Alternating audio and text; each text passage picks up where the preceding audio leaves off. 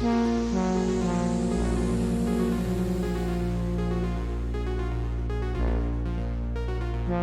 fellow Americans,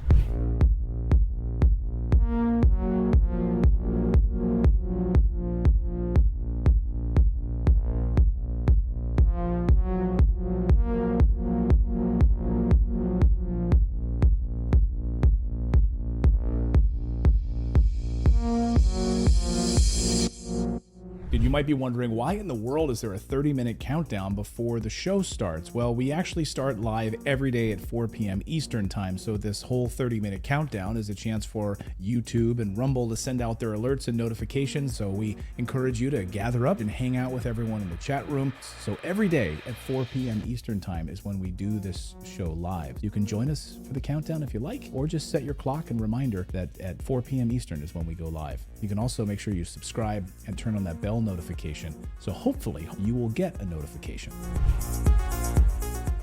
What do you have to say about dictators of countries like Indonesia, who we sell weapons to, yet they are slaughtering people in East Timor?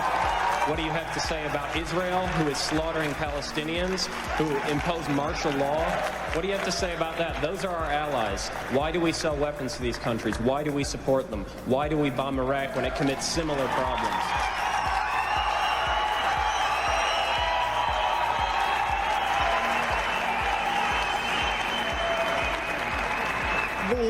There are various examples of things that are not right in this world, and the United States is trying.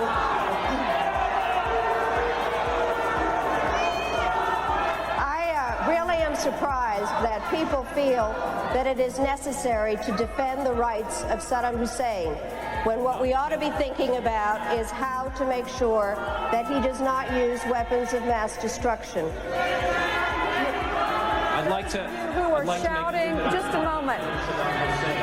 I'm not defending him in the least. What I am saying is that there needs to be consistent application of U.S. foreign policy. We cannot support people who are committing the same violations because they are political allies. That is not acceptable. We cannot violate UN resolutions when it is convenient to us. You're not answering my question, Madam Albright.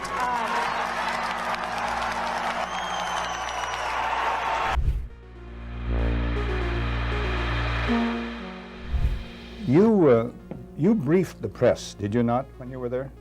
Well, I had several jobs. One of my jobs was that of analyst. I also was an interrogator and indeed briefed the press when we, the CIA, wanted to circulate disinformation on a particular issue. Disinformation is not necessarily a lie.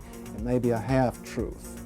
And we would pick out a journalist. I would go do the briefing and hope that he would put the information in print.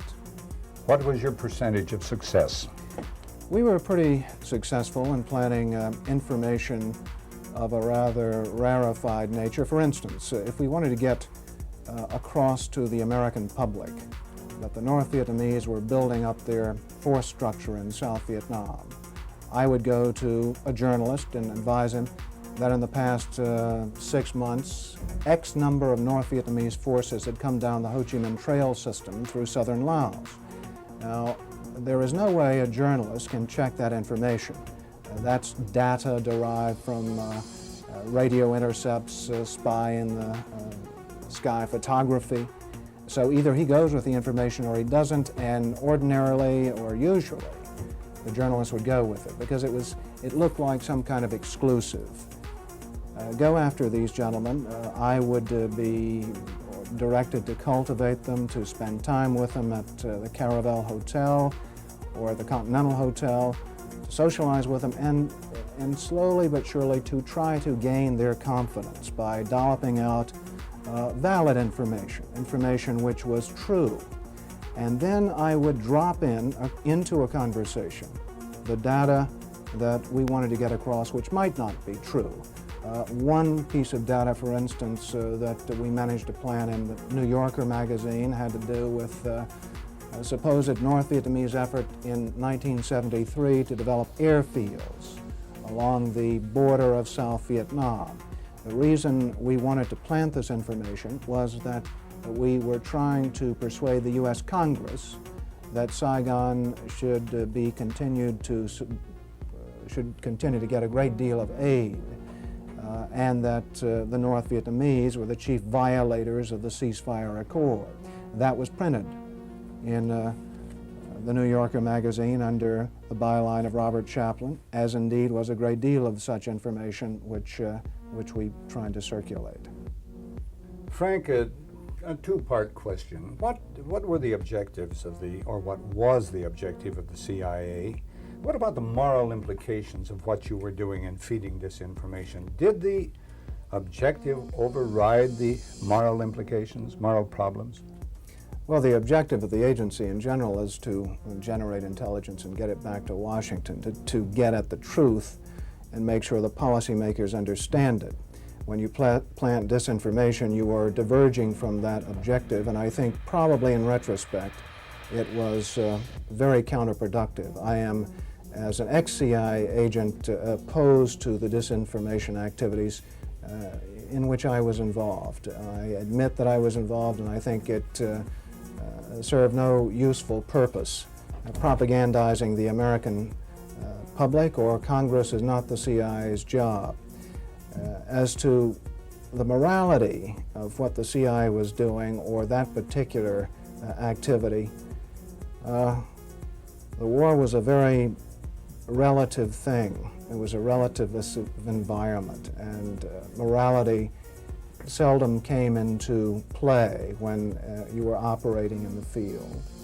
In my estimation, a CIA man should be amoral.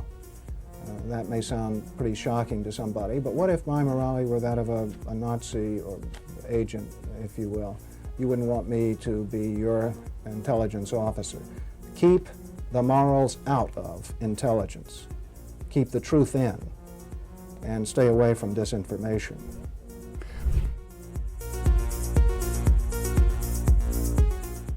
It would have been more appropriate for Mr. Trudeau, Prime Minister of Canada, to address this House according to Article 144, an article which was specifically designed to debate violations of human rights, democracy, and the rule of law, which is clearly the case with Mr. Trudeau.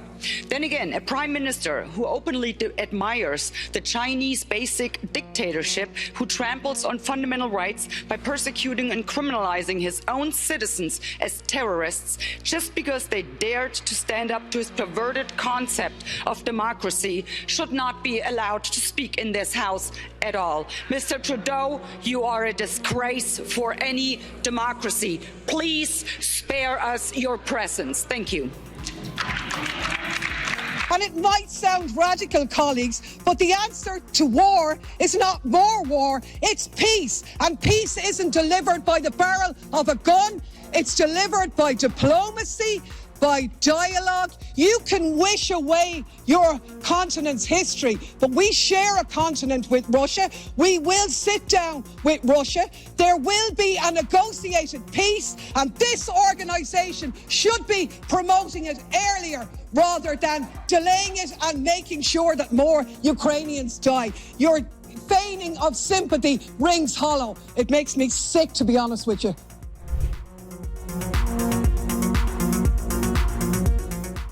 We become involved when disinformation poses a threat to the security of our country. It is when there's a connectivity to a threat to our country. It could be a threat, a connectivity to violence. And what this working group does, is precisely what I would think you would want it to do, which is to take a look at the work, the disinformation work that our department has done, and ask the following questions. Do we have policies? Do we have guardrails? Do we have standards? But here's the problem. We can't even agree. We can't even agree what disinformation is. You can't even agree that it was disinformation, that the Russians fed information to the Steele dossier. If you can't agree to that, how are we ever going to come to an agreement on what is disinformation so you can police it on social media? Senator, I have 2 points, if I may finish. Number one, that what this office, what this working group does, because it's not an office, what this working group does is ensure that there are guardrails, definitions, standards to make sure that the free speech rights, the civil rights, civil liberties, and privacy rights of individuals. So do you think COVID disinformation threatens our national security? And number two, if I may, Senator, and number two, is it your proposition that when the cartels spread disinformation with respect to our immigration policies to try to lure vulnerable migrants to our border illegally? I think you've got no idea what disinformation is, and I don't think the government's capable of it. Do you know who the greatest propagator of disinformation in the history of the world is? The U.S. government. Are you familiar with McNamara, the Pentagon Papers? Are you familiar with George W. Bush and the weapons of mass destruction? Are you familiar with Iran-Contra? I mean, think of all the debates and disputes we've had over the last 50 years in our country. We work them out by debating them. We don't work them out by the government being the arbiter. I don't want you guardrails. I want you to have nothing to do with speech. You think we can't determine, speech by traffickers is disinformation? You think the American people are so stupid they need you to tell them what the truth is? You can't even admit what the truth is with the Steele dossier. I don't trust government to figure out what the truth is. Government is largely disseminating disinformation.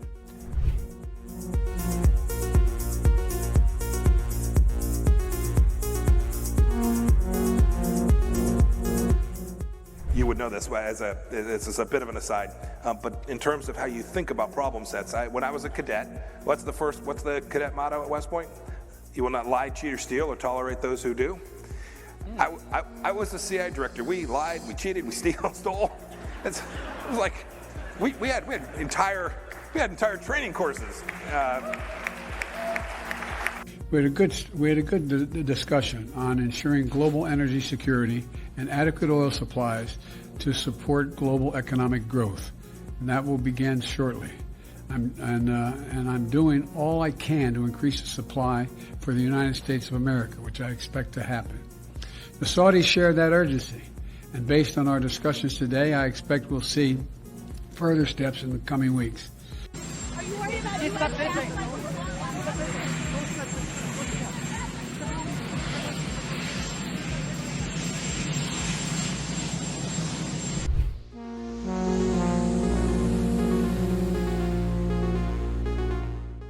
Hey everyone, just as a reminder, our show starts at 4 p.m. Eastern Time, just a few minutes from now, but I should remind you that we have a daily newsletter. It's totally free. Natalie and I work very hard on it every morning over a cup of coffee, putting the stories together that we think are important that the mainstream media is going to ignore. All you need to do is go to our website. It's just redacted.inc. Put in your email address. We won't ever sell your email to anybody. And then you'll receive a welcome email. And all you need to do is verify that email, and 7 a.m. Eastern Time is when we send out our daily newsletter. And it's about 5 or 10 minutes in length that you can read it over your cup of coffee. And like I said, we cover 4 or 5 of the big stories of the day, plus a couple of things you might have missed while you were sleeping. We try to have some fun with it, add a little humor into it.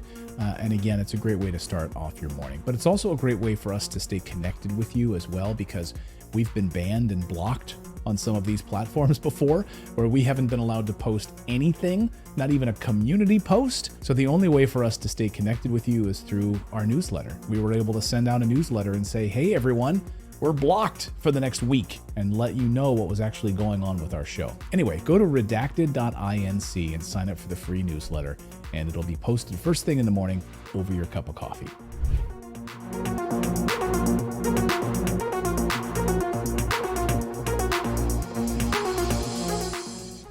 One of the hopeful things that I've discovered is that nearly every war that has started in the past 50 years has been a result of media lies. The media could have stopped it if they had searched deep enough. If they hadn't reprinted government propaganda, they could have stopped it. But what does that mean? Well, that means basically populations don't like wars. And populations have to be fooled into wars. Populations don't willingly and with open eyes go into a war. So if we have a good media environment, then we'll also have a peaceful environment. You killed a million people in Iraq. That is a separate... You killed a million people in Iraq. It's incredible that you have the brass neck to be sitting here now urging another Iraq war George, after if what I you've was still already in done. Parliament,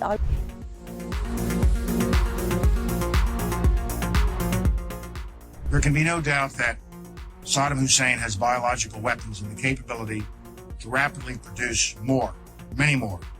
And he has the ability to dispense these lethal poisons and diseases in ways that can cause massive death and destruction. If biological weapons seem too terrible to contemplate, chemical weapons are equally chilling. UNMOVIC already laid out much of this, and it is documented for all of us to read in UNSCOM's 1999 report on the subject. If we consider just one category of missing weaponry, 6,500 bombs from the Iran-Iraq war, UNMOVIC says the amount of chemical agent in them would be in the order of 1,000 tons. These quantities of chemical weapons are now unaccounted for. Dr. Blick says, quipped that, quote, mustard gas is not marmalade. You are supposed to know what you did with it. We believe Saddam Hussein knows what he did with it, and he has not come clean with the international community. We have evidence these weapons existed. What we don't have is evidence from Iraq that they have been destroyed or where they are. That is what we are still waiting for.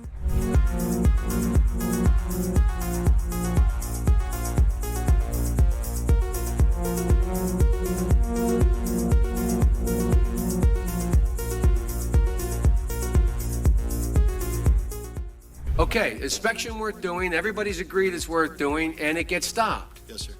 At that moment, we're an automatic pilot as far as you're concerned. Period. No ifs, ands, or buts. Now, I respect that.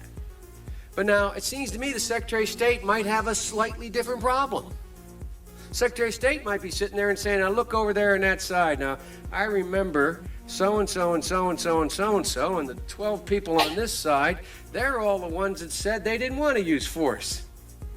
Now, I'm going to have to go tell the president now that we should, or Secretary Cohen, unleash whatever it takes to get it done. And our military assessment is the same as the majors. The majors' assessment is, privately held but publicly acknowledged later, that airstrikes alone aren't going to do this. Saddam's not going to cave on this. So, now here's the deal. I recommended the president have at it and let the chips fall where they may. A reasonable position for the Secretary of Defense, the Secretary of State to take. But I respectfully suggest, Major, I respectfully suggest they have a responsibility slightly above your pay grade. Slightly above your pay grade. To decide whether or not to take the nation to war alone, or to take the nation to war partway, or to take the nation to war halfway. That's a real tough decision. That's why they get paid the big bucks. That's why they get the limos and you don't. I mean this sincerely. I'm not trying to be flip, because I think, and that's why I said at the outset, the reason why I'm glad you did what you did, we should come to our milk. We should make a decision. But in terms of whether the Secretary of State has no more to consider than you do as the arms inspector, you didn't get in, didn't get my job done, get me in. Period. You made the deal, right? That's the deal. A deal's a deal. Get me in. Scott Ritter, I'm ready to go. It's not how it works. Now, maybe it should work that way. But wouldn't you acknowledge that if you were President of the United States or the Secretary of State, you'd sit there and say, now, okay, old Scotty boy didn't get in. We said he should get in. We want him to get in. It's important that he does get in. They're not going to let him in, so what are we going to do now? We know that France and Russia aren't going to be with us. We're quite confident China's not. We've already run those traps. They're not there. We're not sure where the United States Senate is, but have at it, boys. Go get them. And by the way, Scott and the boys say air power's not enough. I think it's a legitimate debate, Major. I think it's a legitimate debate.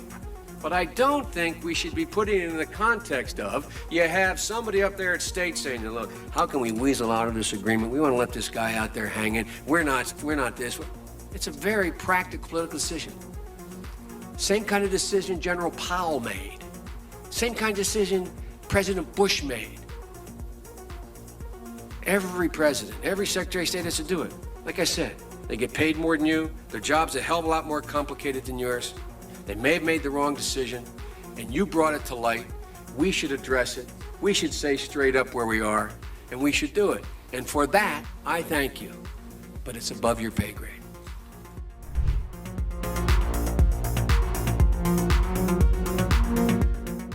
About 10 days after 9/11, I went through the Pentagon, and one of the generals called me, and he said, "Sir, you got to come in and talk to me a sec." He says, "We've made the decision. We're going to war with Iraq." I said, "We're going to war with Iraq? Why?" He said, "I don't know."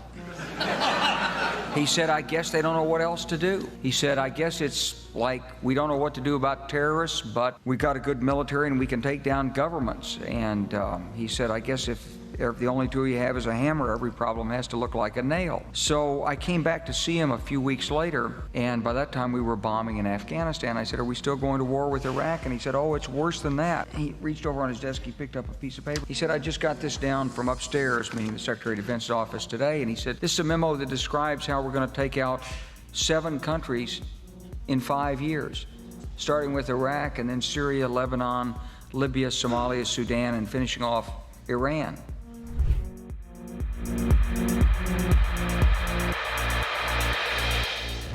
Hey everyone, Clayton here. The show is going to start at 4 p.m. Eastern Time. I should remind you that we have a VIP community. It's our Redacted Rebel VIP community. Now, this show is totally free, what you're watching right now, right? You can subscribe here on YouTube and Rumble, totally free.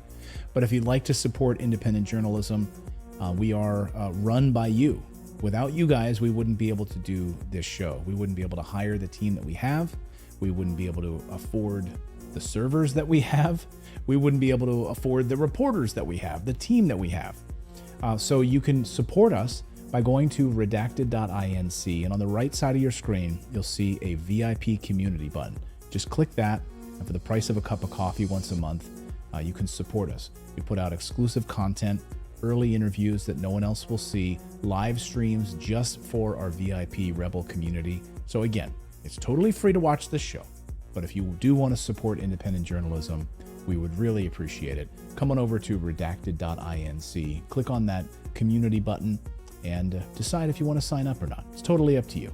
We thank you. And meanwhile, the show will start in just a few moments at 4 p.m. Eastern Time.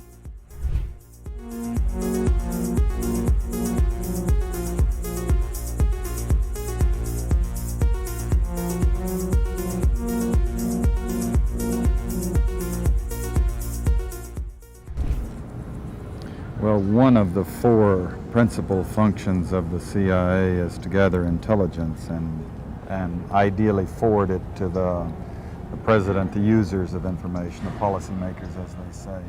There are other functions, however, some of them more legitimate than others. One is to run secret wars, the covert action that's written and talked about so much, like what's happening in Nicaragua today from Honduras.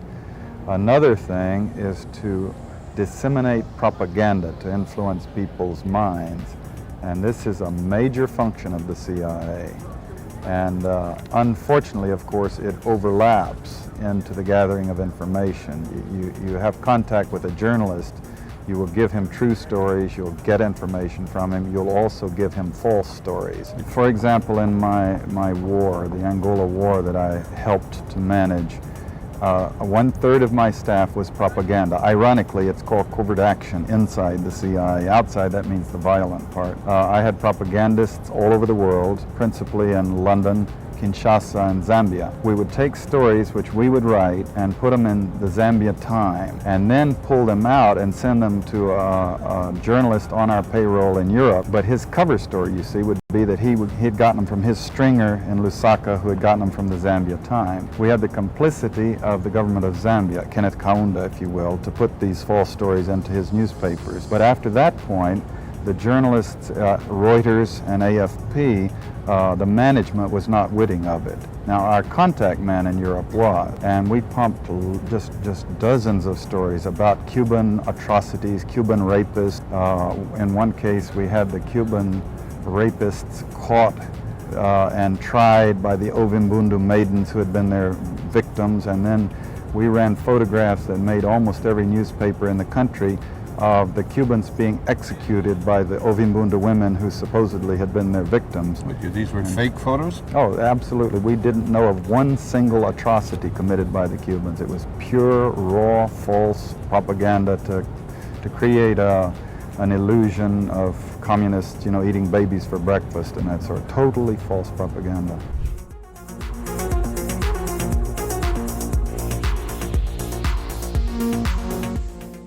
The only reason that I'm allowed to ask you this question is because today the federal court ruled that the government doesn't have the right to determine who is or is not a journalist.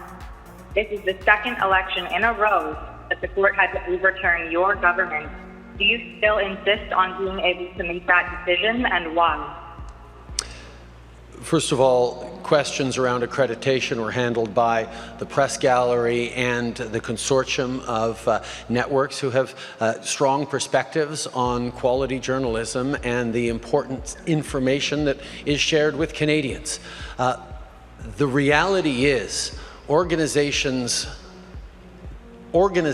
like yours that continue to spread misinformation and disinformation on the science around vaccines, around how we're going to actually get through this pandemic and be there for each other and keep our kids safe, is part of why we're seeing such unfortunate anger and lack of understanding of basic science. And quite frankly, I won't call it a media organization, your group of individuals need to take accountability for some of the polarization that we're seeing in this country. And I think Canadians are cluing into the fact that there is a really important decision we take about the kind of country we want to see. And I salute all extraordinary, hardworking journalists that put science and facts at the heart of what they do and ask me tough questions every day,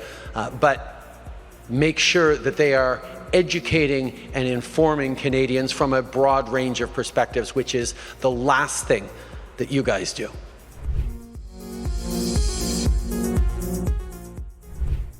Whatever our hopes may be for the future, for reducing this threat or living with it, there is no escaping either the gravity or the totality of its challenge to our survival and to our security.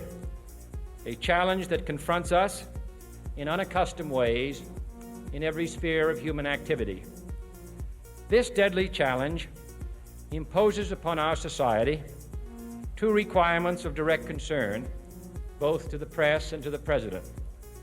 Two requirements that may seem almost contradictory in tone, but which must be reconciled and fulfilled if we are to meet this national peril. I refer first to the need for far greater public information, and second, to the need for far greater official secrecy.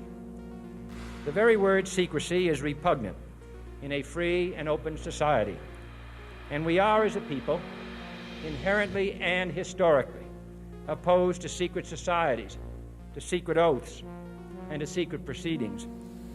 We decided long ago that the dangers of excessive and unwarranted concealment of pertinent facts far outweighed the dangers which are cited to justify it. Even today, there is little value in opposing the threat of a closed society by imitating its arbitrary restrictions. Even today, there is little value in ensuring the survival of our nation if our traditions do not survive with it. And there is very grave danger that an announced need for increased security will be seized upon by those anxious to expand its meaning to the very limits of official censorship and concealment. That I do not intend to permit to the extent that it's in my control. And no official of my administration, whether his rank is high or low, civilian or military, should interpret my words here tonight as an excuse to censor the news, to stifle dissent, to cover up our mistakes, or to withhold from the press and the public the facts they deserve to know.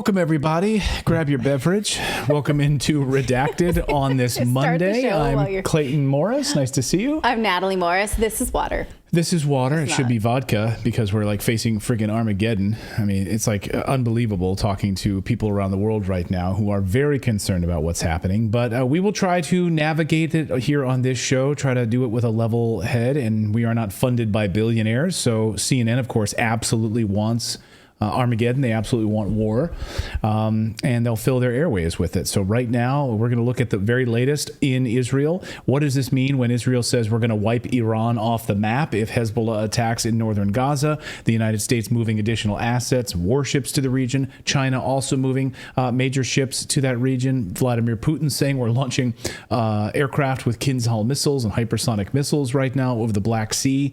I mean, we are like... It's a global dogpile. And by the way, President Biden's on a beach just hanging out. So... It's cool. Yeah, we'll be covering all of that tonight on the show. Plus, the Canadian Health Service has admitted that there's SV40 DNA in the COVID vaccine, in the Pfizer one specifically. So does this mean that possibly there would be an opportunity to litigate against biopharma for all kinds of bad things? Well, we don't know if they're bad because health authorities won't study them. We're going to look into whether or not Pfizer will actually face a lawsuit. We're going to look into which pharmaceutical companies are facing lawsuits around COVID medicine. This is a big one. Also a big one is that the Supreme Court has taken up the free speech case around COVID censorship. The government is asking the Supreme Court now, please let us keep censoring people on the internet. The case they're making is amazingly crazy that they're even doing that, and we're going to talk about that case as well. Also, Canada, you know, the medically assisted in death or in dying, medical assistance in death. Yeah. It's crazy. They call it MAID. Like, it's just a simple MAID that's going to come to your house and kill you. So the assisted suicide, you know, Canada leads the charge in the world for assisted suicides. Now they're expanding it. We'll tell you exactly how they're expanding it because they want to keep going to be number one. You want to end up being killed by the government? Just go to Canada. All of that and more as Redacted starts right now.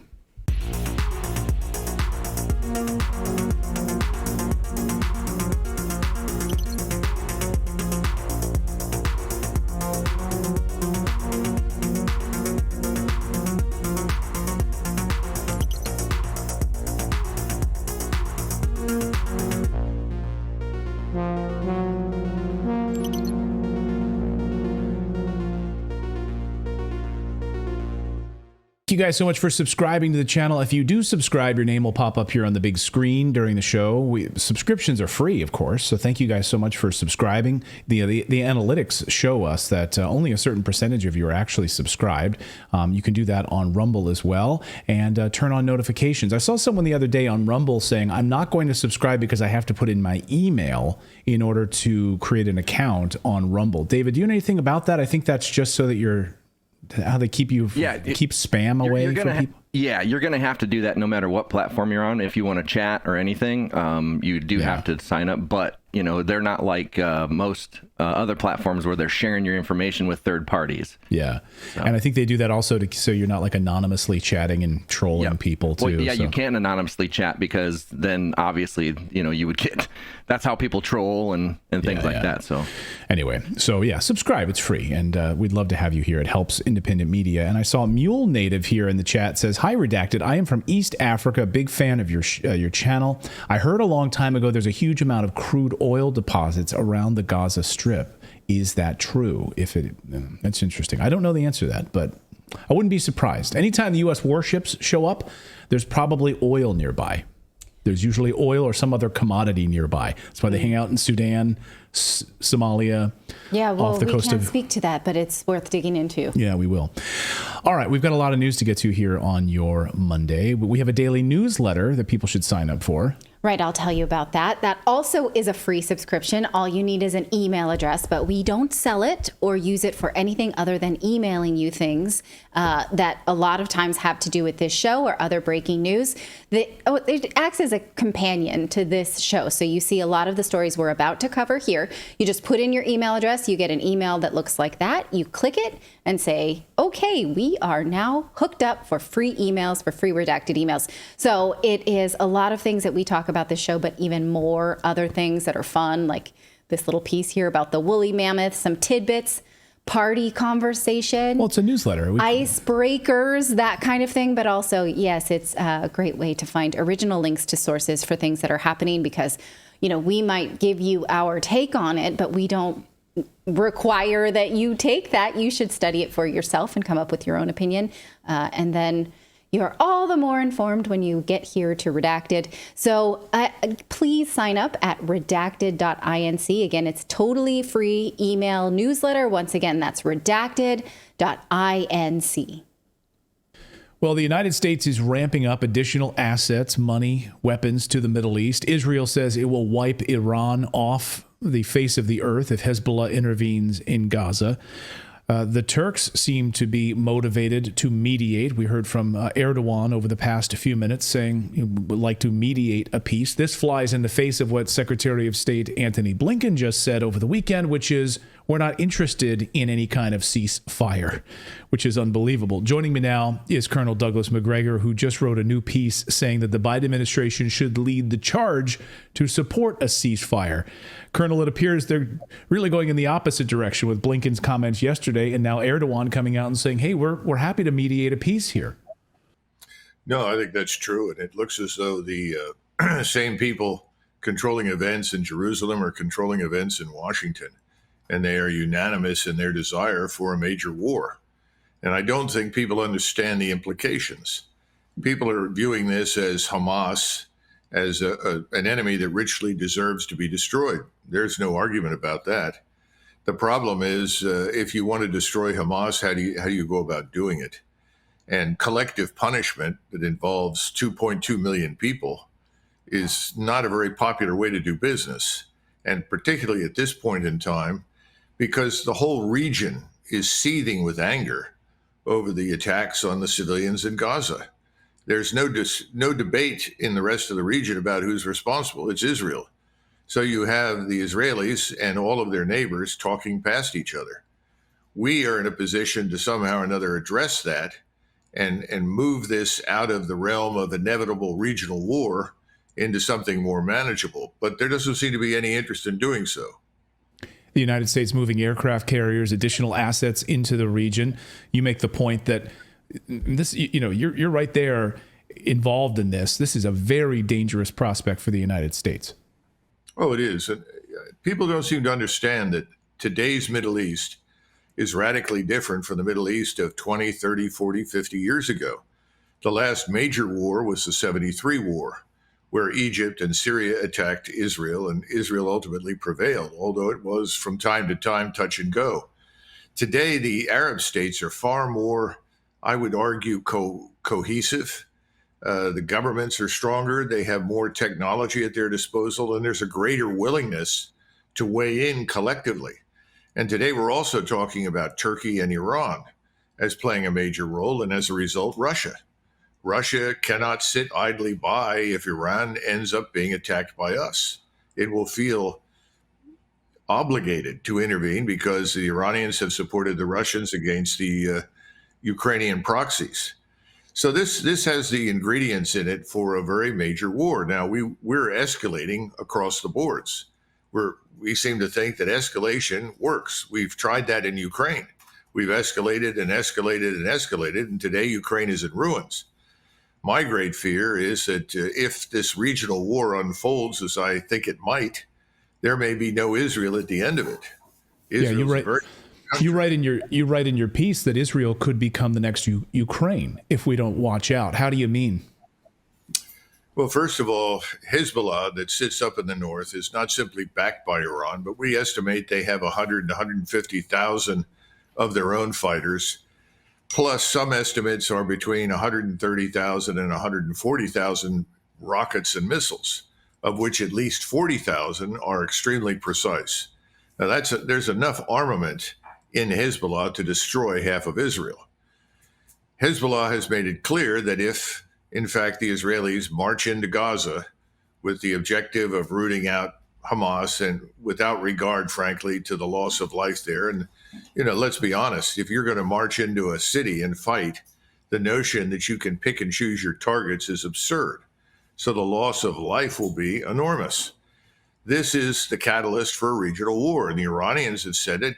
The Turks have said it. Everyone has said this is unacceptable. King Hussein, or not Hussein, but Abdullah in Jordan gave a brilliant speech in Cairo explaining that he shared the Israelis' horror at what had happened to them and thought that they had responded reasonably under the circumstances, but said collective punishment that involves 2.2 million people and driving them out of their homes and into the desert is simply unacceptable.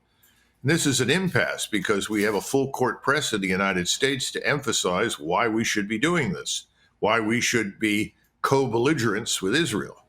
And that's effectively what we're becoming in a very real sense. And that puts us at risk of confrontation with Iran, with the Turks, and with Russia. Israel over the weekend saying that they will consider civilians who are in the northern part, remain in North Gaza, terrorist accomplices, quoting. The Israeli military has told Palestinian civilians living there that if they don't evacuate south, they will be considered an accomplice in a terrorist organization. So trying to root out Hamas, going into these caves, this is going to be an absolute disaster. It's going to be, we've already seen how much of a disaster this is.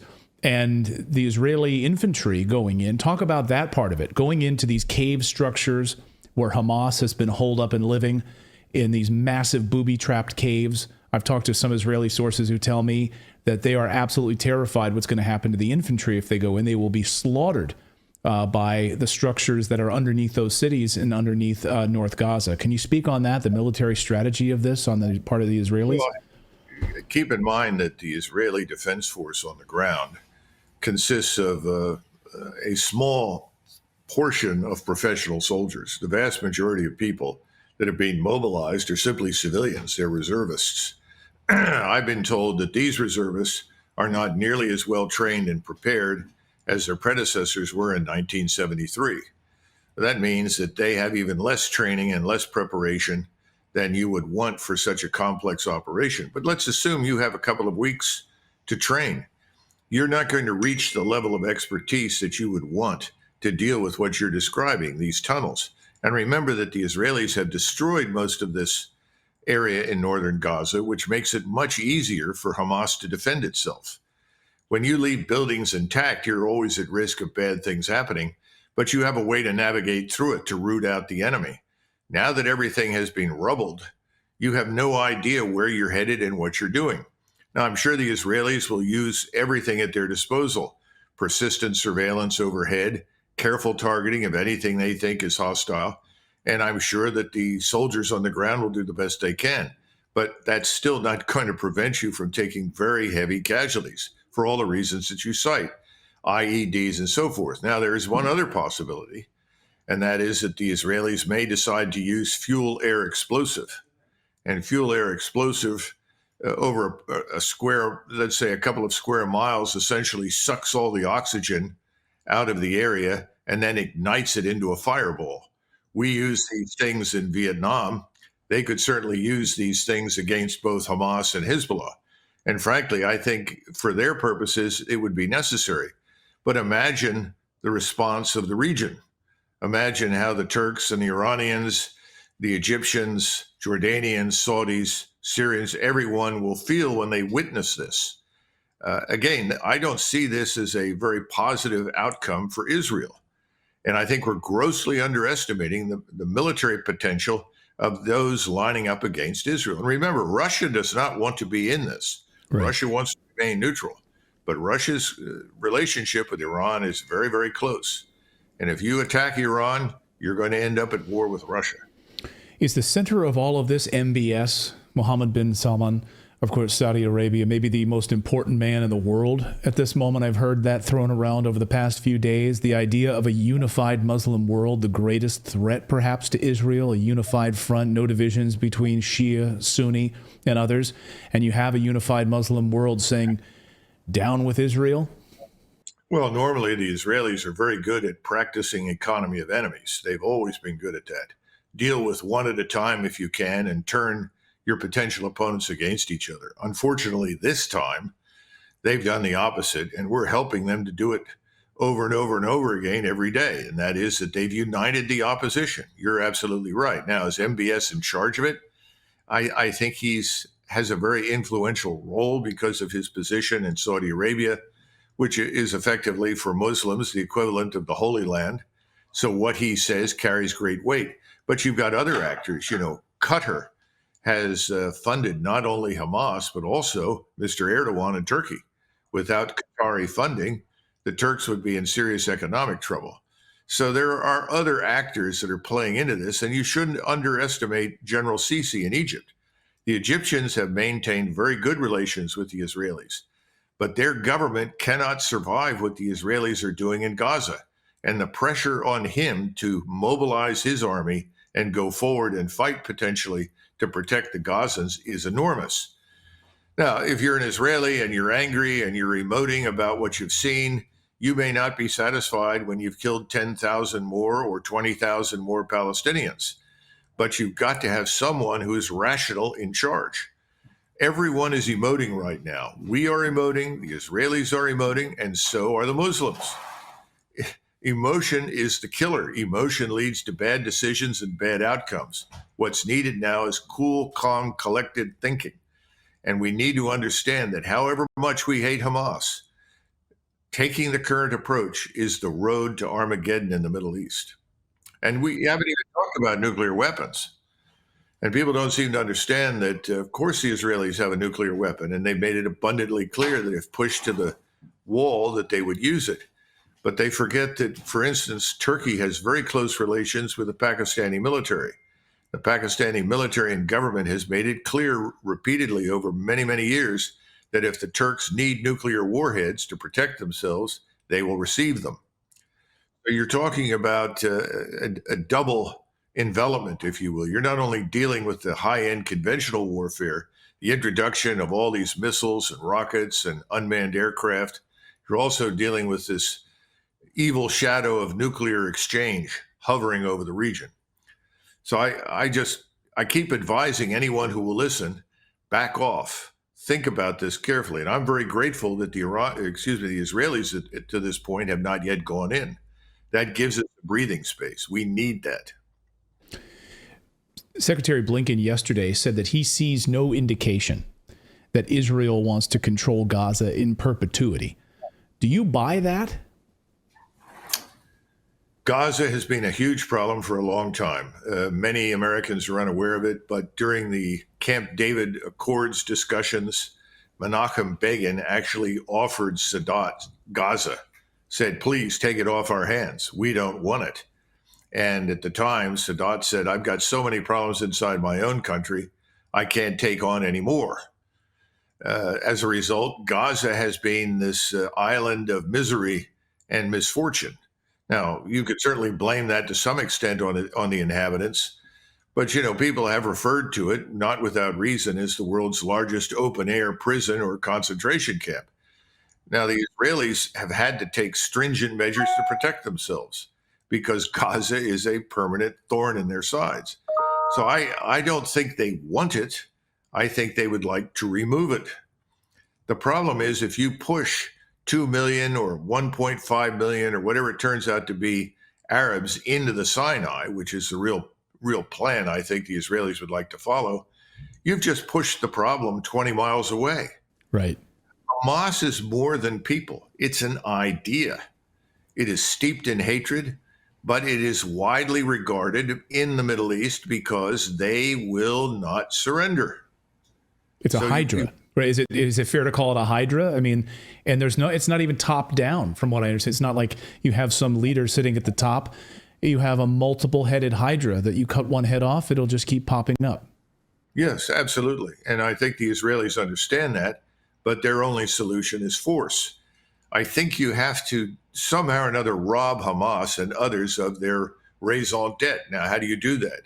Well, you've got to reopen discussions about the future of the Palestinians, which is something else the Israelis don't want to do. They don't want a two-state solution. They regard that as a threat to themselves. And you have a substantial portion of the people supporting Netanyahu who think this is their opportunity to create a greater Israel that reaches from the Jordan River to the sea. Now, I understand all of these things. I'm an American. I'm not an Israeli, and I'm not unsympathetic, but I don't think it serves Israel's interest to pursue these goals. And if they do, we and they are going to be drawn into a very large regional war in the Middle East. And what have we got to send? We can certainly send ships, although you've got 90 aircraft on each aircraft carrier, of which 40 or 50 are attack aircraft. You have a flotilla that's there largely to protect the carriers so they can launch their strikes, but they're also operating from a very long way offshore, so far that they may have to land in Israel after executing their strikes to refuel. Then they're up against air defenses. Now, the air defenses that are there are Russian, but they're also part of Syria. Those air defenses can be turned to use against us, so we'll probably lose aircraft. Then the question is, if you can't influence things on the ground in Israel, what can you do? We have no army. We really have no army anymore. It's down to about 450,000. It's a shadow of its former self. If you can't put forces on the ground, you're not going to change anything. And the Israelis, again, they're talking about a force of 470,000 to 500,000. That's larger than the U.S. Army.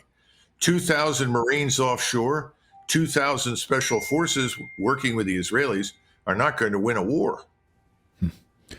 And so, yeah, we look at being dragged into a larger absolute mess right now. Armageddon, to use your word. Colonel, I want to encourage everyone to read your latest piece on this. I think it's really interesting and thoughtful, and it raises some really serious questions. You know, if possible, that Israel could wind up like Ukraine if we don't watch out as this unfolds here. Thank you so much, Colonel. Great to see you as always. I appreciate it. Sure. Thank you. Appreciate it. Thanks, Colonel.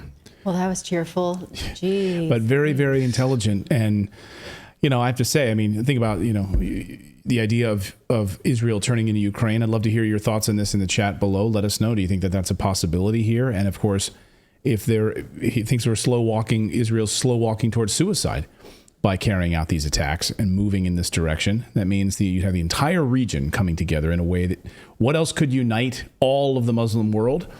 Well, Israel going on a massive attack like this would absolutely. So it's interesting to see what MBS, is he the most powerful man in the world right now in Saudi Arabia? Let us know your thoughts on that and more in the chat below. Thank you to everyone who's joining us and subscribing from around the world. Let us know where you're joining us from. We're live every day at 4 p.m. Eastern time. So good to see all of you. Let us know where you're joining us from. I see West Africa here. I saw Scotland. I see everyone. So great to see all of you. Australia, yeah. And even, you know, a lot of the things that Colonel McGregor has said about since the beginning of the conflict between Russia and Ukraine, those things ended up being very valid. So a lot of times I hear him and I'm like, oh my God, could that be? And it plays out. So it's worth tracking what he has to say. We really appreciate his expertise. He doesn't have a lot of friends in the Pentagon anymore because he, you know, tells the truth, you know.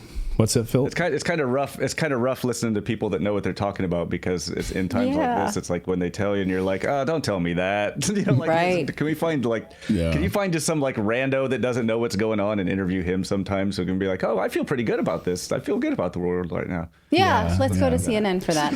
A bunch of people in Norway tonight. Good to see all of our Norway friends. I see a lot of Norway. Norway today, by the way, did you see, we had this in the newsletter, Norway has now offering, what is it, $1,300 basically for any Ukrainians who are in Norway to basically get the F out of Norway and head back to Ukraine. To die. I mean, they're not all of military fighting age, but yes, obviously, if they're military fighting age men, get them out of there, Norway. That's what Norway wants to do, get them out of there. Yeah.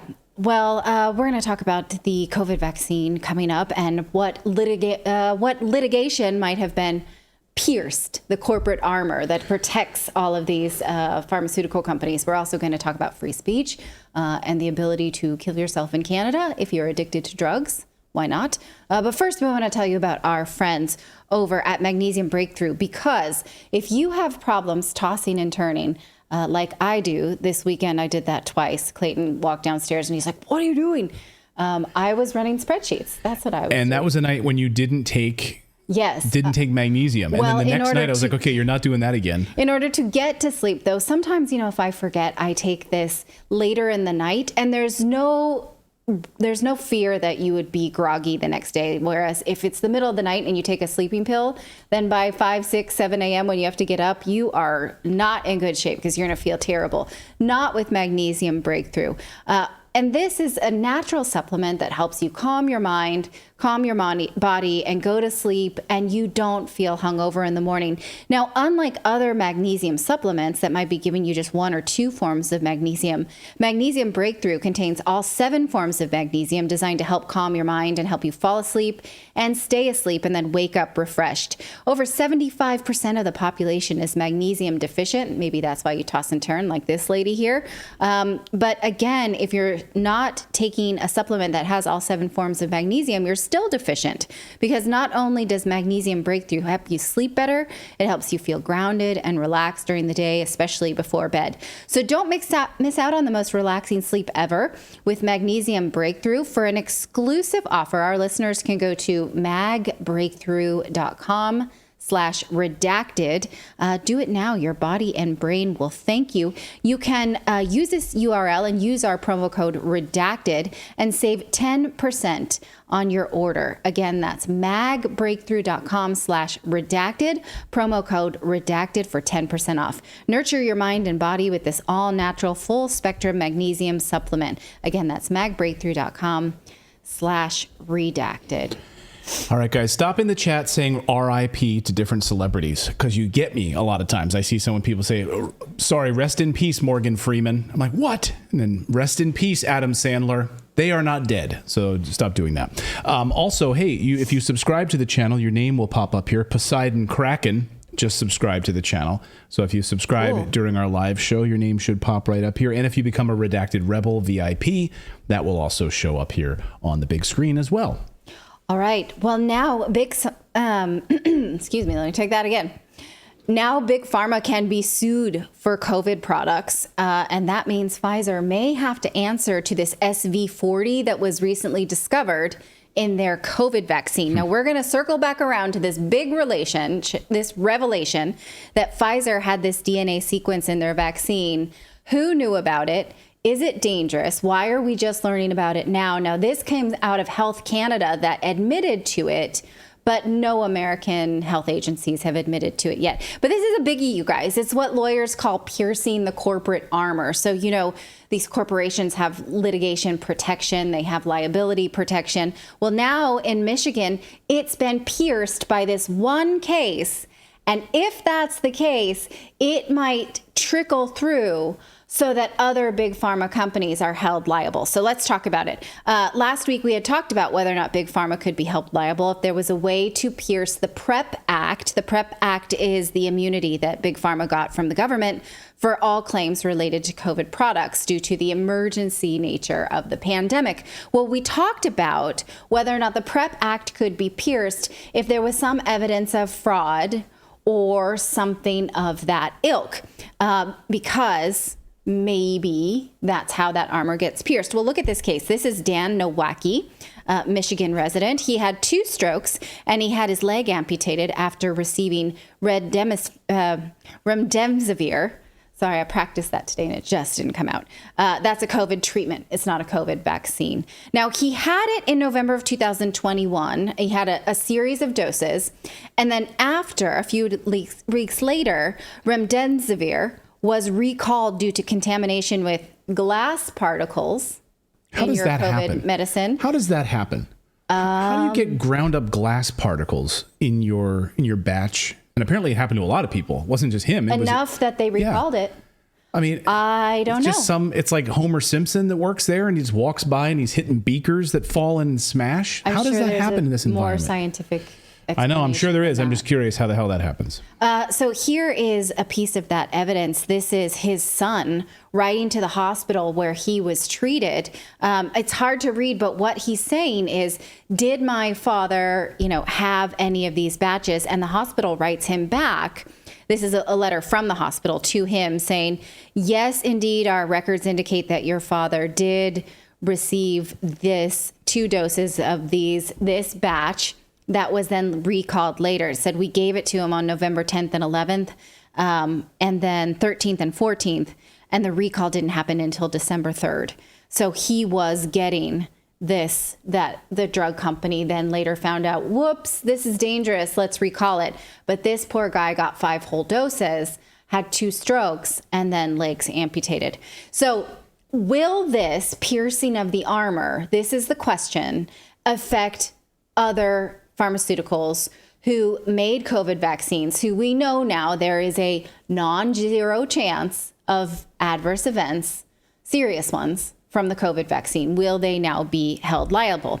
According to Helsh blogger Steve Kirsch, this could mean that Pfizer is held liable for the SV40 contamination. So let's talk about this, because last week it was confirmed that the Pfizer COVID vaccine had the SV40 sequence. Here is what Health Canada wrote to the Epoch Times confirming this. They said Health Canada expects sponsors to identify biologically functional DNA sequence within the plasmid, such as an SV40 enhancer, at the time of submission. Although the full DNA sequence of the Pfizer plasmid was provided at the time of initial filing, the sponsor did not specifically identify the SV40 sequence. So Health Canada is saying, yes, there's SV40 in it, but we didn't know it when Pfizer submitted their documents. Now, the FDA and the CDC has not said whether or not Pfizer told them about this SV40. So they're in a catch-22. Do they say they knew about it and went forward and then didn't tell us, so we didn't have informed consent, the consumers or the patients? Or do they say they didn't know about it, and if they didn't know about it, that's possibly fraud, right? There's something that Pfizer may have a pierce in that armor. Now, doctors say that SV40 is a carcinogen or cause cancer. Others say, well, no, SV40 is actually not necessarily a cancer-causing agent. Well, the thing is that we don't know because we're not allowed to study it. So you can say SV40 causes cancer. You can say it doesn't. There is an argument for the fact that it doesn't because it's not the SV40 antigen. It's a delivery device. We're going to talk about the distinction in a second. But here is some proof that you're just not supposed to know about SV40, and you're not supposed to continue studying it if you're a researcher. This is from the book Turtles All the Way Down.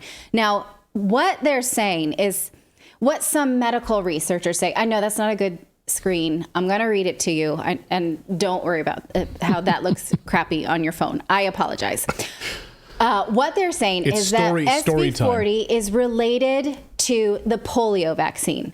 And that's interesting because in 1960, this researcher, Bernice Eddy, a researcher at the NIH, discovered that injecting hamsters with a small amount of the substrate used in the Salk polio vaccine led to the development of cancerous tumors in the hamsters. She was told she could not publish this discovery. Her managers were concerned that the publication could severely harm the vaccination program, but she presented her findings anyway at a scientific cancer conference in New York. Her manager's response was swift. Her lab was taken away from her. She was demoted and moved to another position. Soon thereafter, her findings were corroborated by other researchers, and the carcinogen in the substrate was identified by 2 Merck researchers. What did they find? A previously unidentified virus found in the rhesus monkey kidneys, which had been used to grow the polio virus for the vaccine. The new virus was named SV40. Further tests confirmed its presence in a significant portion in both the Salk and Sabin vaccines, so the 2 popular polio vaccines produced in the United States. So when this researcher found a connection, she did not find a connection between the SV40 antigen. She just found a connection between that vaccine, which contained SV40, and cancer and tumors, right? So do we know? So when people say we don't know that SV40 causes cancers, it's because they're not allowed to study it. They literally don't know. In fact, some say, well, what's in these vaccines is just the SV40 promoter and not the antigen, meaning the thing that causes the virus, and that this has been used in other vaccines for decades. Again, look what happened to the one woman who wanted to study it. She was deplatformed, basically canceled, right? So they just don't know. So when they say, no, this is not a carcinogen and it's fine, they don't know. They don't know which element of SV40 was carcinogenic. They only found evidence of it in hamsters, and they told her not to publish it. So this could mean that the Pfizer vaccine may have had contamination, just like remdesivir, if anyone were willing to look into it, which they're not, right? But given that the FDA and the CDC have not said a damn word about SV40 since this revelation last week from Health Canada, it's an important question. Did the FDA know about this? If so, when? Or did Pfizer not tell them? Did they falsify documents? That's the question. And we may be getting some answers on this because a number of high-profile doctors and members of Congress are now, where you've seen a lot of COVID stories floating around over the past few weeks, right? Yeah. We saw this with nursing moms or with other stories. It didn't really seem to strike the alarm bells like this story. Yeah. But over the past 24 hours, I've seen a number of high-profile doctors, Dr. Asim Mayorta and others, who are raising the alarm bells of this. We may get an investigation that goes through Congress, may have people called before I don't think Parliament. we're going to get that. There's no appetite for that in the government. European Union. Maybe. This is a big deal. This is not a small this is not a small problem. No. What I think that the only way we're going to get this is through litigation. And it's got to be, if you think about the idea of piercing the corporate armor, there's got to be a bunch of little swords thrown at it to pierce the armor. For every 10 lawsuits, probably one of them will put a chink in that armor. Is that a chink in the armor? Yeah, not a shink. Whatever. A chink, yeah. A chink in the armor. And so it's only through litigation that we're going to get these answers. And Pfizer will be dragged into this, and the FDA will too. Here's how. Go ahead. I was just going to say one benefit to one of them piercing the armor will be that will set a precedent. And once the precedent is set, then it will be easier for more to win. Right. Yeah. So, I hate the idea that Americans were too litigious, but this is how we litigate our values. And if we're saying we were wronged by the government and these companies during the pandemic, it has to be solved in the courts. That's no other way because duels are not allowed right now. Did you know that journalists used to carry guns because they were regularly challenged to duels?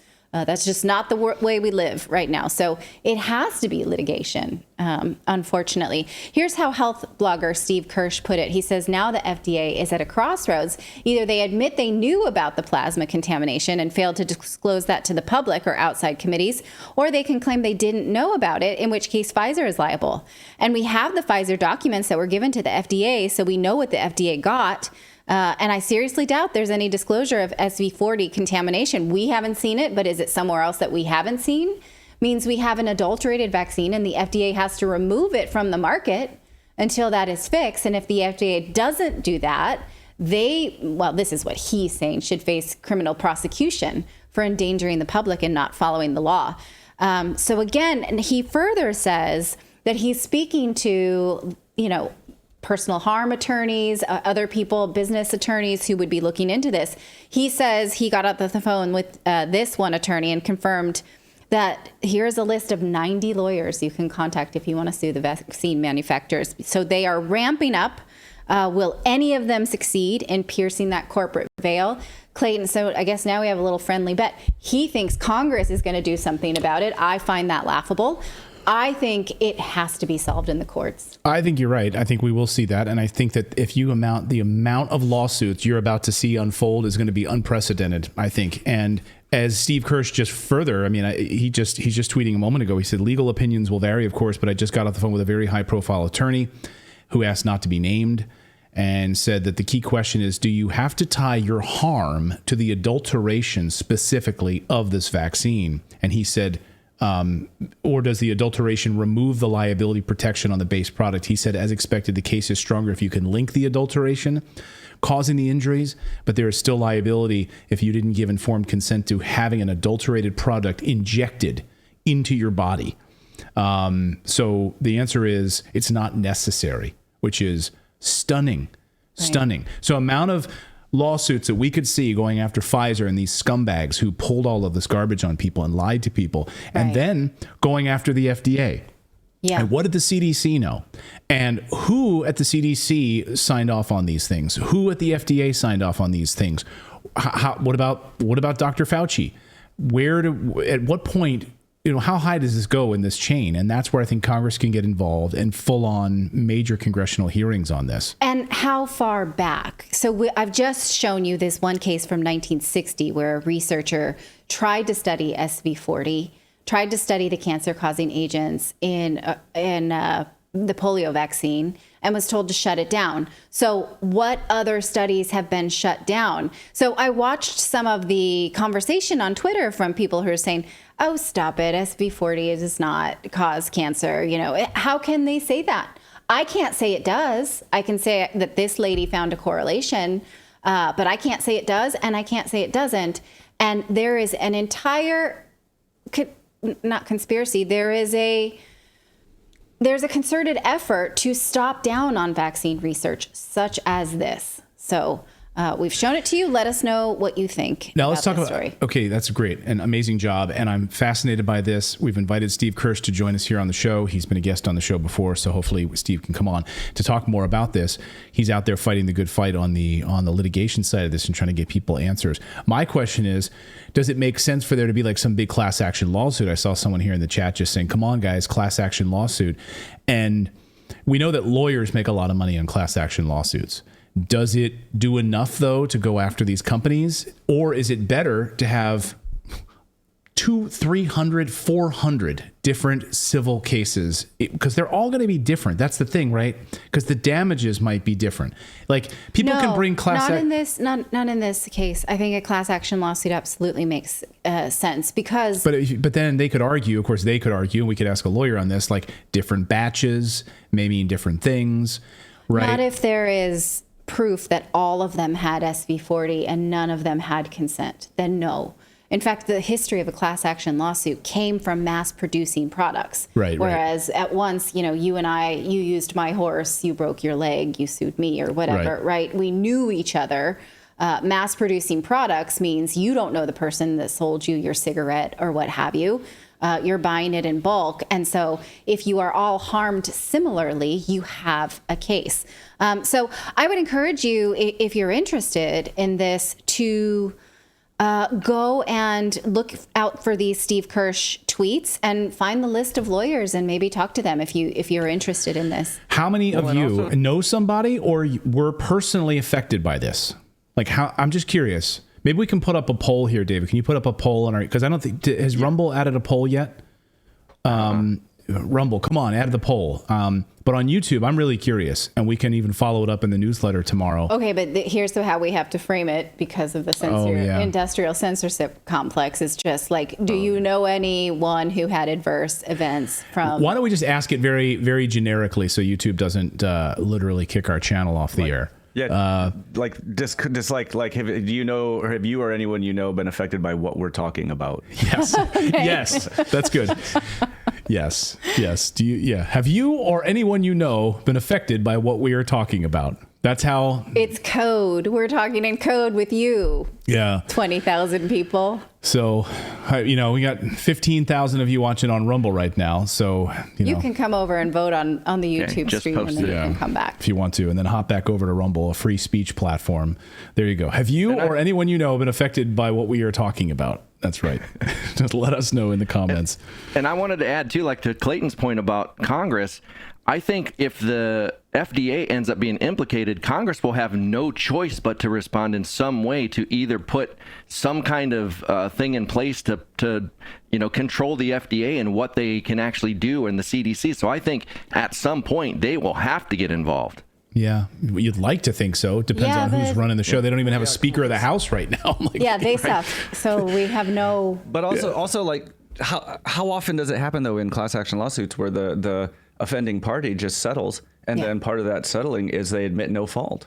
Yeah. And so then you have to have the lawyers that are not after the monetary compensation. They have to be motivated by like the punishment aspect of it. Otherwise, you don't put that chink in the armor. You can't pierce it then. So the question is, too, I see some people raising the question about emergency use authorization. If it's an emergency vaccine, where does that fall? Does that give them sort of blanket protection here in some other way? And apparently, no, it doesn't. Yeah. It doesn't. So anyway, fascinating. Very excited to see where this goes. And, you know, took an army of people to try to figure this one out, but hopefully we'll get answers so these people don't just like run roughshod really over quick, us. 1,100 votes already, 71% yes. Yes. Jeez. Keep the votes coming in, guys. All right, we've got more news to get to. We're going to talk about medical assistance in dying, the MAID Act in Canada, which is expanding. Canada has the largest number of medical assisted suicides in the world.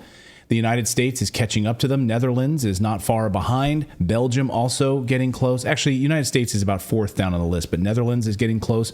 But now Canada wants to expand this program even more. We will tell you, you won't believe exactly how they want to expand it. It's unbelievable. We'll talk about that, plus a big free speech Supreme Court case. This is a landmark case for free speech. If you care at all about free speech, you're going to want to stick around for this story. That's next. But let's first talk about something that's truly close to my heart, which is family and financial security. The last few years have been filled with many uncontrollable, unpredictable events, a pandemic, inflation, wars, political turmoil, and more. And this makes safeguarding our loved ones and taking control of our financial future even more crucial. So when it comes to investing, I trust our friends over at Moomoo, the Silicon Valley-based online trading platform. It's my favorite app for trading stocks, ETFs, commodities, options. There are no commissions, no account minimums. They've been a longtime supporter of our show here on Redacted. There's no hidden fees. There's none of that. And they offer a plethora of great features to help make investing decisions easier, regardless of the size of your portfolio. Maybe you're just getting started, or you're more experienced. It has all sorts of advanced features that you normally pay for on other platforms. Moomoo is fantastic. And guess what? You're going to get free learning courses, free learning resources, up-to-date market news, analyst expectations, all right inside of the application. And it's free to download. It's easy to access. Just try it. You can download it. And the best part is it's great for beginners. So if you want to take control of your financial future and your loved ones, protect your family, make smart decisions, I love having my portfolio send me alerts throughout the day in there. It's really great. You can get up to 16 free stocks. That's right.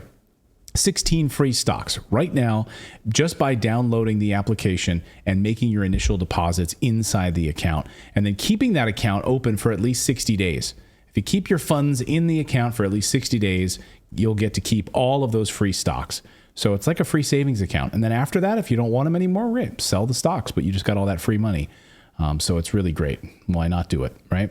This offer ends soon, so make sure to get started today. A big thanks to Moomoo for supporting this channel. Redacted.inc/Moomoo is the place to go. Redacted.inc/Moomoo is the link that you need to check it out. All right, well, free speech on the internet is what it is at stake at an upcoming Supreme Court case. The Supreme Court decided to take on this big case about whether or not the government can censor your speech through social media. This is a big one. We've been watching for it. I've been watching for weeks to see what they would do.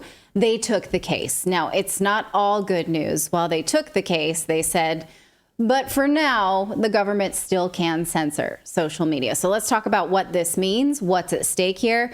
To me, it is at the heart of what it means to be free in America. There's almost no bigger case at this point, whether or not we get to decide what's true or the government decides what's true. And when you see around the world right now what's happening in the United Kingdom, I just went deep diving on research today about all of the censorship that's being foisted on journalists. We have journalists who are in Germany and other countries right now. They're being prosecuted for telling the truth, for people that are blogging, telling the truth about wars. They're being rounded up and prosecuted.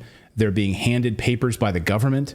And it's really, really frightening. And so the heart of being American is freedom of speech. Yes. So do we stand for it or don't we? This is I can't believe it has to go this far, but it is going to the courts. Now, this is the case where the Biden administration has been begging the courts to let them censor speech online. 2 states' attorneys general brought this federal case against the Biden administration and other government organizations. They accused them of censoring speech online around the pandemic. They made a very strong case. We've shown you proof. The government did do that. It told social media to censor information and downrank information about even true topics. The original ruling came in July from Judge Terry Doughty. He ruled that the Biden administration had violated First Amendment rights by working directly with social media to censor speech around COVID and other topics, and that they cannot do that anymore. The Biden administration appealed, and an appeals court mostly agreed with Judge Doughty and said, you still can't do that. So they took the case all the way to the Supreme Court, said, but we really want to. We really want to tell social media what to downrank and what to not allow if it goes against government mandated thought. And so now they took the case. But first they put a stay on the ruling. So that means that any ruling by the previous appeals court or by Judge Doughty cannot be enforced while the court takes the case. So for now, the government can do this. They can be working with social media to downrank information, even though, again, I won't drag it out because we've seen it in action. We've shown you the screenshots of government officials telling social media to censor even true speech about COVID, vaccine hesitation, vaccine adverse events, true stories about Hunter Biden, true stories about the war in Ukraine, so as to keep hold of the narrative of all of those things that keep them in power. If you want proof, go back to any of those segments that we Just did. go to Congress a few months ago when they had RFK Jr. testifying, and they tried to, it was a censorship hearing, and they tried to censor him at the censorship hearing. Right. Like on But being this is censored. about social media. This is about how they worked with YouTube, Facebook, Twitter, Instagram, Pinterest. What else? TikTok. You name it, and they tried to reach out and downrank things that they did not like, and they gave justifications of like, this is true, for instance, about natural immunity, but we can't let people talk about natural immunity online because it promotes vaccine hesitancy. I love that they were downranking Pinterest pins. Like that's what the Biden administration is spending their time on, Pinterest. So I don't like this recipe. Like someone in the Biden administration is like, this is not a good chili recipe. Like, let's downrank that pin. That's not exactly what they did. But I know. The platform Parler that stood up against it, they got canceled because Apple removed them. Amazon stopped hosting their information, so they just were completely wiped off the planet for not complying. That was more around January 6th, though. This lawsuit is specifically Well, that's what they turned COVID. it into, but it was because there was misinformation about other things on there as well. Oh, but yeah, that misinformation, ultimately my was favorite the word. deciding factor. Right, you're right. Now, the court says they may not hear this case until the spring of next year. Interestingly enough, the court issued a stay, but no opinion. So no justices said, well, yes, we think the government made its case on the stay, that they need to keep doing this. They just issued the stay. Nobody's speaking out on behalf. Nobody said why. Now, the government, in order to get a stay, has to say, we are harmed by this law, so take it off the books for now while we litigate it. And so in the dissent by 3 justices, I'm going to show it to you in a second, they said, the government's not being harmed by this. Like, how is that? It's such a high bar, and we don't know why this is happening. Now, here's the dissenting opinion, the 3 justices who say, we do not think they should get a stay, and we do think this is a very serious case, and we're taking this on, and we're going to stinking handle it. So it's Justice Alito, Justice Thomas, and Justice Gorsuch. Interesting what they say here about it is that government censorship of private speech is antithetical to our democratic form of government, and therefore today's decision is highly disturbing. The decision for the stay, which we get no opinion for. Like, given that the government was granted a stay, granted this right to continue to suppress our freedoms, shouldn't we have at least one justice who tells us why they did that? We get no opinion. Like, you're allowing a violation of our First Amendment rights to go on while they get their shit together and figure this out and actually take up this case. I mean, I don't want to liken it to someone, like a violent criminal who you're letting out on bail. And it's kind of the same thing. And who knows how many lives actually could have been affected by what the Biden administration has done with social media and hiding information, whether it's around COVID or other things, right? Not allowing you to, maybe you did something to your body because of a vaccine. No, disinformation campaigns that are labeled like anti-disinformation cause harm. Yeah. They do. So in some ways, then it's kind of like a violent criminal getting out on bail and then then causing another offense while they're out on bail, basically. Well, look at how the government argued this. This is how the government played their argument that they need to stay while they litigate. Look, it says the government claims that the injunction might prevent the president and senior officials who serve as his proxies from speaking to the matter on public concerns. Skip down past all this mumbo jumbo. The president himself is not subject to the injunction, though, and in any event, the injunction does not prevent any government official from speaking on any matter or from urging any entity or person to act in accordance with the government's view of responsible conduct. The injunction only applies when the government crosses the line and begins to coerce or control others exercising their free speech right. So does the government think that the First Amendment allows executive branch officials to engage in such conduct? Does it have plans for this to occur between now and when the case is decided? So see, here's a very important question.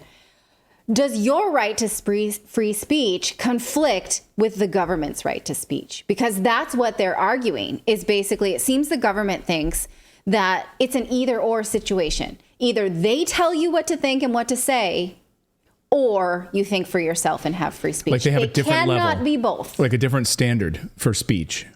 Well, yeah, what they're saying is that this law is it almost protects keeping the president from and his proxies from speaking. But it's not. They can say whatever the F they want. Unfettered, though. This is the thing, right? They want to be able to say what they want unfettered by criticism. Yes. Yes. But that's it. They want to be able to put out something, a CDC alert on Twitter, and not have community notes, people jump all over it and say that's actually not true. Right. Think about how many there were Twitter posts and Facebook posts by the federal government. They paid for these. Yeah. Right. Imagine if those were community noted and people said, actually, this is misinformation, what you're putting out here. Right. They want a protection, a shield. And they want to be able to speak publicly unfettered without criticism. Yeah, this seems to me a task. Their argument, their basis of the argument seems to me an admission that they are liars because they cannot speak if the population is free to speak. Right. Right? Uh-huh. So they're admitting we have to be free to lie. Yeah. Basically. Right. Yeah, we need to be able to pull the wool over people's eyes, you know, and lie to people. That's the only way we're going to get this agenda through. You're seeing it in Canada. And by the way, in countries that don't have a First Amendment, I mean, this is what the World Economic Forum hates, right? Klaus Schwab hates the First Amendment. They hate these countries, the United States, that has this protection because Canada's getting rid of it, putting in all sorts of different layers of censorship in social media platforms and journalism and et cetera. Other countries throughout Europe are doing the same thing. The United Kingdom that doesn't have these same protections doing the same thing. Right. Australia, New Zealand. And so the United States is like this hanging on by a thread, you guys. Like, we're hanging on by a thread for this essential freedom. This is what journalist Michael Schellenberger calls the censorship industrial complex. It's the government's way of concentrating censorship into their own hands, and it expands as they expand people who will let them do it, like social media, right? There's money in it.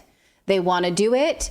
I remember like years ago, I was in this wine bar with some of my book club friends, and wild night. And this like wild night young at the wine girl bar. She was from Ireland, and she's like, "Oh, I just graduated from high school. I'm going to go work in New York City as a disinformation." And I was like, "That's a career now." Like, you get these young girls who want to be virtuous, and they will go and be like, "Oh yes, that's wrong. Let's not let people say that." Was her name? Right. What was her name? That was the disinformation governance board. Nina Jankowicz. Nina Jankowicz. You're like No. you're at a wine bar with Nina Jankowicz. This is a story I want to hear. Right. But she's like a mini Nina Jankowicz, basically. Right. And I was like, oh, that's interesting. I'm going to go to New York City and work in Just disinformation. Like this, young girl in a bar is trying to tell me how harmful it is that people speak freely on the internet. And, she's from Ireland and she's going to go do this career in New York City. And I'm like, we're screwed.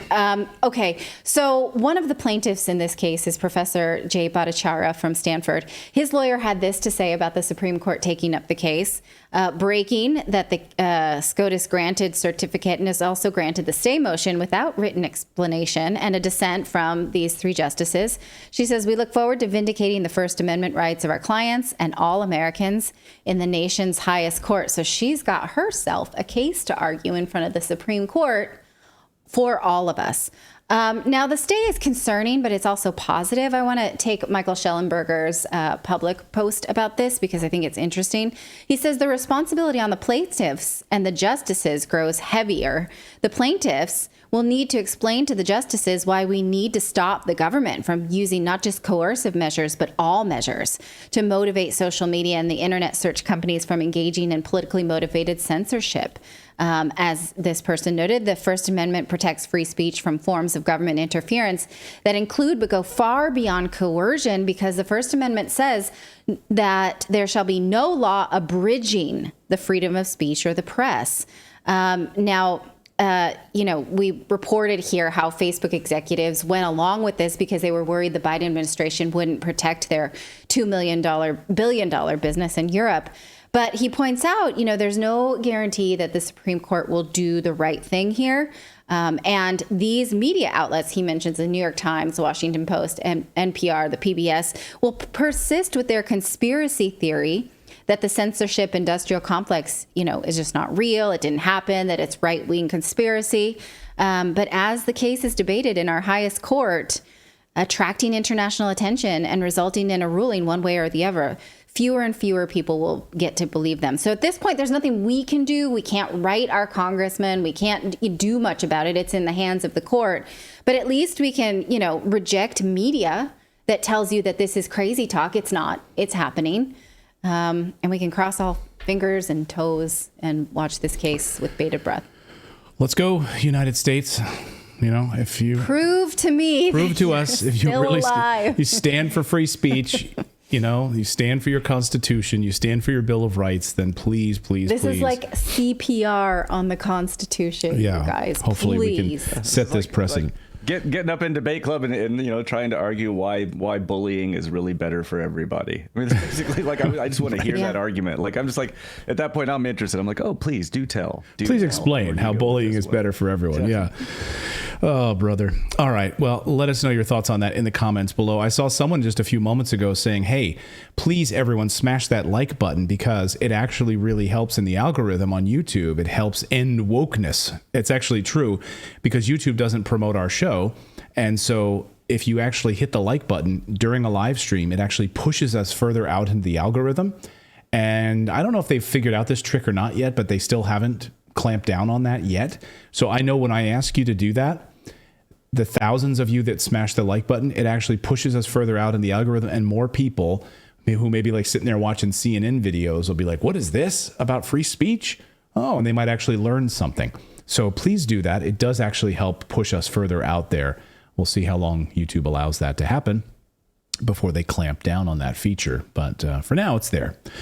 So anyway, all right, we've got more news to get to. We're going to talk about Made in Canada. Of course, the medical assistance in dying, which is a funny way of just calling, it's like a maid is coming over to your house. It's so sweet, it's so nice. Sweep you up with the dirt on the floor. It's unbelievable. So, yeah, and we're going to tell you how they're expanding this in Canada in just a moment. But first, it's no secret. If you're tuned in, then experts are predicting a recession heading our way. Layoffs are already happening. The government is ready to print more money.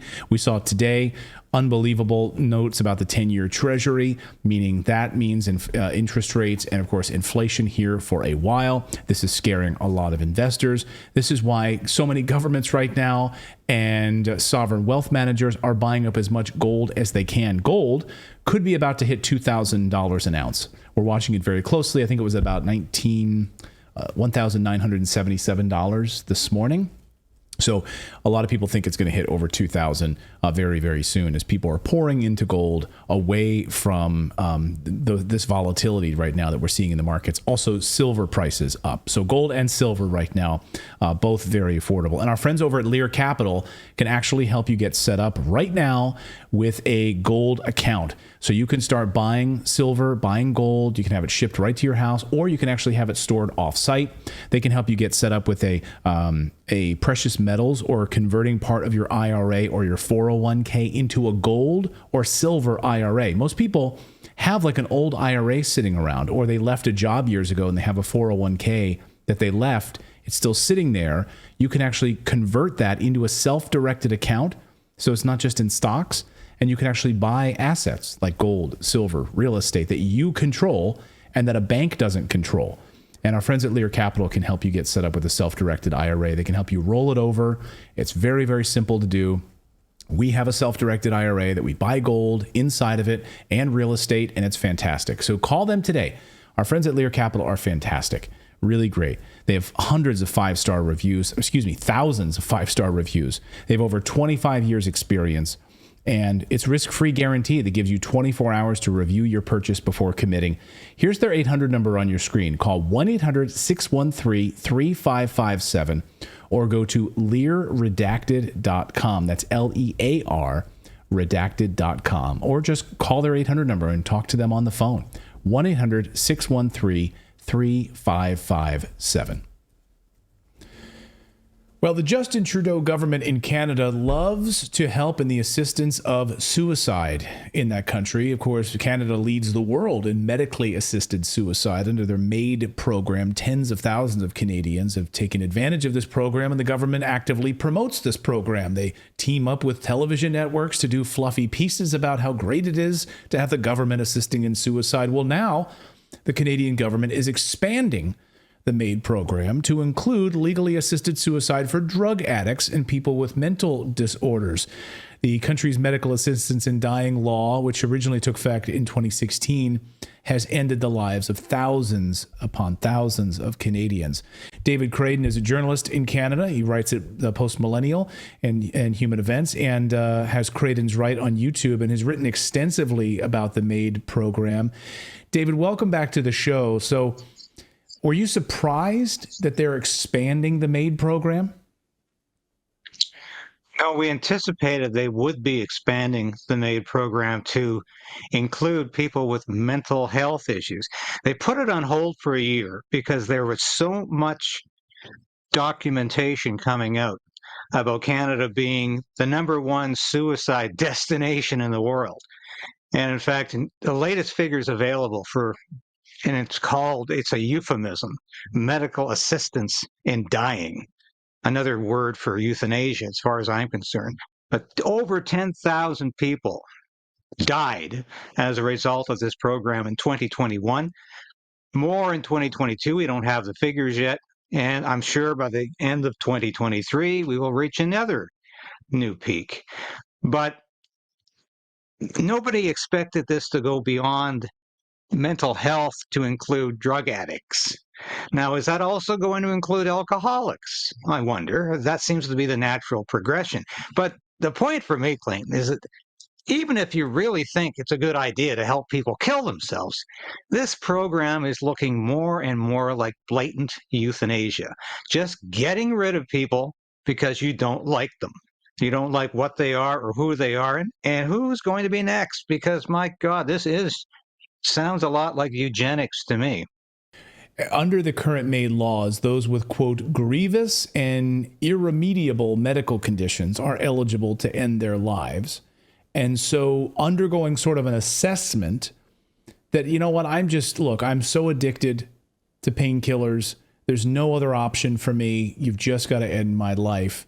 And then Canadian taxpayers foot the bill to end the lives of these individuals. It is eugenics. There's no other way to spin it. This is part of a World Economic Forum plan. The idea of making sure that a world population is lowered using this in Canada is exactly what they want, what these globalists want, and they're trying it in other countries, by the way. So that Canada is not alone in this. No, but certainly I think Canada is more enthusiastic about ending people's lives than any other country, or at least any other democratic nation that I'm aware of. I find this to be a national embarrassment. If Canada is known as a destination for suicide, people are coming here to die. I mean, that's a pretty sad state of affairs. But when I hear doctors talk about this, and doctors who are participating in the program, and say that it's not fair to exclude people from this program, right, as if it's some kind of wonderful privilege. And I really wonder what the mindset has become. We're doctors who are supposed to be upholding the Hippocratic Oath and supporting people to live, not die, are becoming more and more open to broadening this program, this medical assistance in dying program.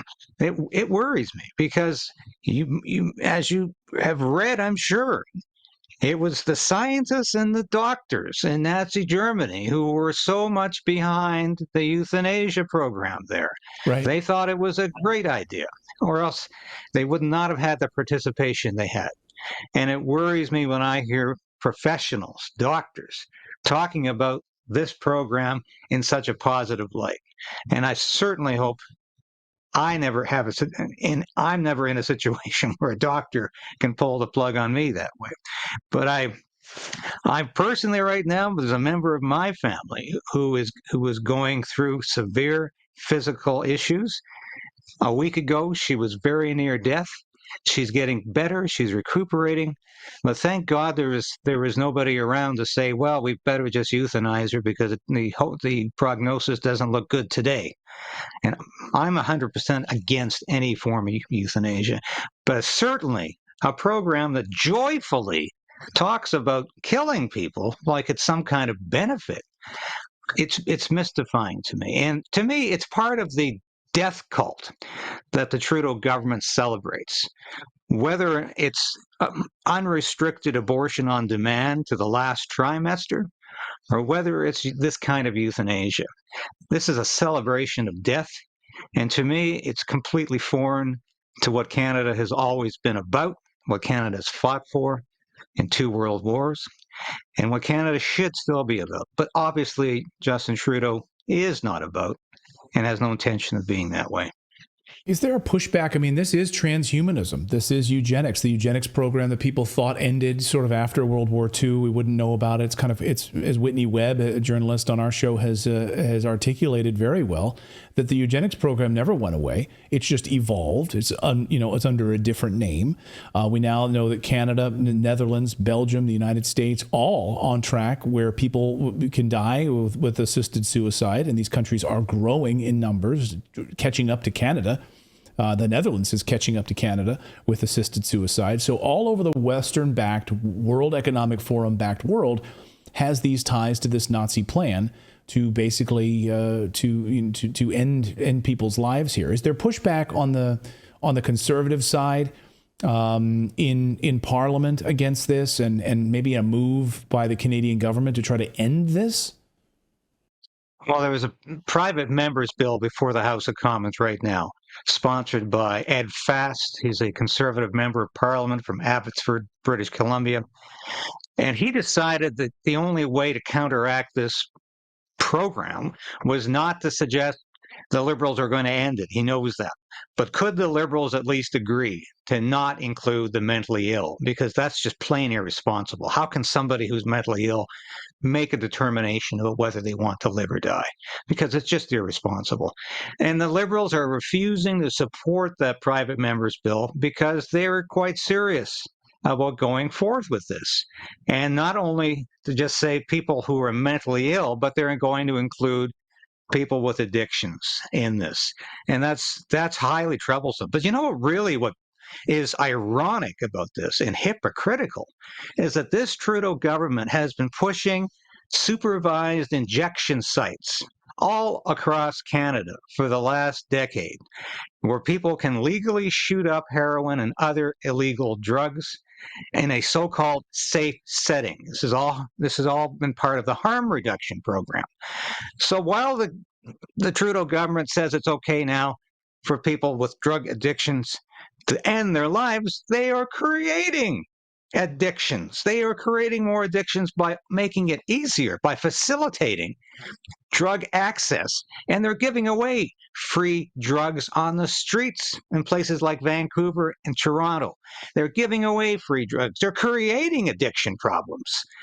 So a lot of the harm reduction people who say, well, we want addicts to have safe access to drugs, even they are saying, well, this really isn't harm reduction at all.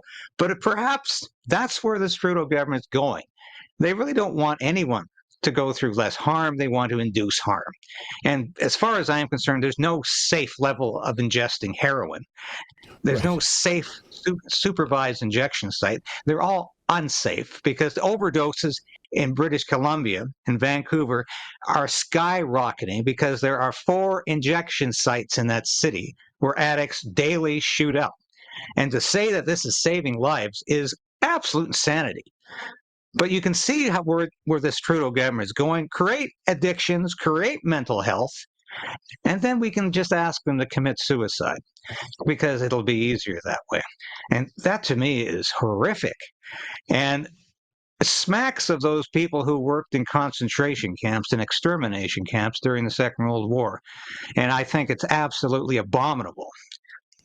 Yeah, I agree with you. And I think also we've covered here on the show the idea that, if you have a lot of debt, you're in financial debt. You know what? Maybe the easier way out for you, if you have a lot of financial debt, is medically assisted suicide. If you're depressed about it, if you're depressed, you're upset, you're anxious because you have a lot of debt. You know what? There's a better way for you. There's a better way out, and that's what the Trudeau government is. You could judge people who think that way to be mentally ill, and that is what is a Pandora's box about this, because the concept of being mentally ill can easily be applied to just about any kind of thought that is destructive against yourself, that is self-harming. So therefore, it's easy to group just about anybody into this category of mentally ill, even somebody who for a week is perhaps suicidal. But anyone who's worked in recovery centers or anyone who's worked with people who feel that way know that feeling passes. The darkness goes, and there's always a light at the end. You just have to bring people through that depression, through that period of unease, and bring them into the light, bring them into a place of health. And this program has nothing to do with health. And the fact that it's overseen by the Minister of Health is, again, part of the whole Orwellian environment of the Trudeau government. And to call it this MAID is, once again, it's newspeak. It's calling suicide something that sounds almost admirable, almost desirable. Yeah. And of course, it comes down to, once again, this is nothing more than a euthanasia, a eugenics, and a suicide program. Yeah, the maid will come to your house and take care of you. That's exactly right. David Creighton, great to see you. Thank you so much for keeping us sane here, covering the craziness up in Canada as this MAID program expands under the Trudeau government. Thanks, David. Thank you so much, Clayton. And thanks so much, David. And thanks to all of you for subscribing to the show. You know, it is a free show. So I know when we say subscribe, is there any money related to that? No. It's totally free to subscribe. And I think it's follow over on Rumble, or I know they changed the name so much. Subscribe, follow. Anyway, it's all free. However, if you want to support independent journalism, you can also join our Plus community. And for the price of a cup of coffee once a month, you can actually become a part of our Plus community. You get access to exclusive content, interviews before anyone else gets to see them, our live streams, which are exclusive to the private members as well. So again, you can come over to redacted.inc and click on the community button. And again, very, very cheap if you want to support what we do here. We are user supported, so we are not funded by billionaires. But if you want to support independent journalism, because independent journalism is under attack, I don't know if you've noticed. So many of our friends who have channels have had their channels shut down. So We are really under attack by the globalists, and we really appreciate your support. So thank you guys so much for watching us, being a part of our great community here. Again, go to redacted.inc and become a part of our Plus Club, and we really appreciate it. We'll be back here tomorrow at 4 p.m. Eastern Time. Until then, have a great night, everyone.